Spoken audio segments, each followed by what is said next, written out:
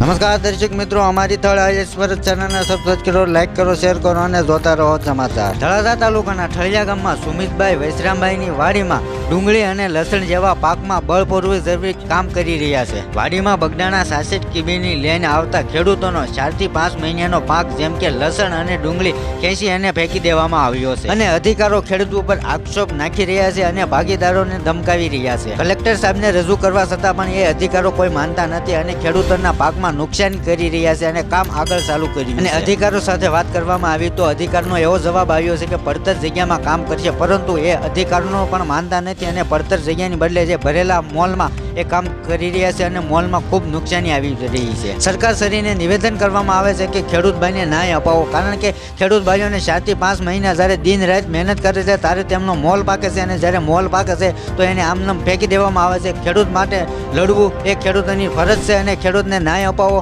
એ આપણું કર્મ છે। તો સરકાર શ્રીને નિવેદન સબ પોલીસો સાથે આવા જ નવા ન્યૂઝ જોવા માટે આ થર્ડ આઈ એક્સપ્રેસ ચેનલને સબસ્ક્રાઇબ કરો, લાઈક કરો, શેર કરો। News reporter Ashwin Patadia, Talaja. મિત્રો, આ ખેડૂત ભાઈનો પાક જો આવી રીતના અહીંયા ફેંકી દેવામાં આવ્યો છે, બરોબર છે, અને આ ભરેલા પાકમાં આ બધા જો આ પાક કુંદી નાખવામાં આવ્યો છે, બરોબર છે। તો ખેડૂત ભાઈની નિવેદન છે, શું તમારી સાથે શું ઘટના શું બની હતી? જય હિન્દ, જય ભારત। હું ભાવનગર જિલ્લા તળાજા તાલુકા ઠળિયા ગામનો ખેડૂત છું।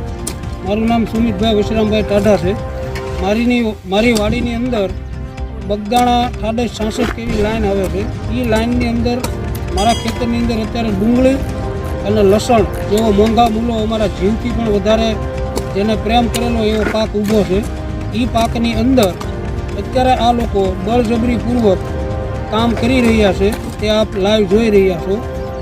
લસણ મારું ખેંચી અને નાખી દીધું છે હેઠે, ડુંગળી મારી ખેંચીને હેઠે નાખી દીધી છે।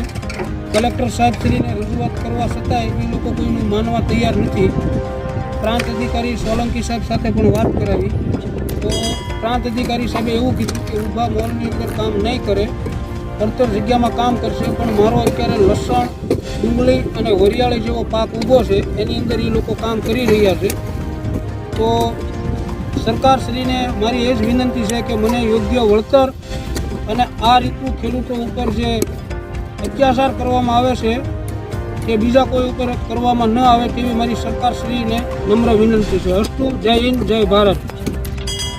આ મારો લસણનો ક્યારો છે, એ ઝટકોના અધિકારીનું એમ કહેવાનું છે કે તમે જાણી જોઈને આ લસણનો ક્યારો સોંપેલો છે, તો આ લોકોના કામ માટે અમારે જમીન પડતર રાખવાની એવું કહેવા માગે છે અને ખેડૂતો ઉપર આક્ષેપ કરી રહ્યા છે અને ભાગીદારોને બધાને ધમકાવે છે।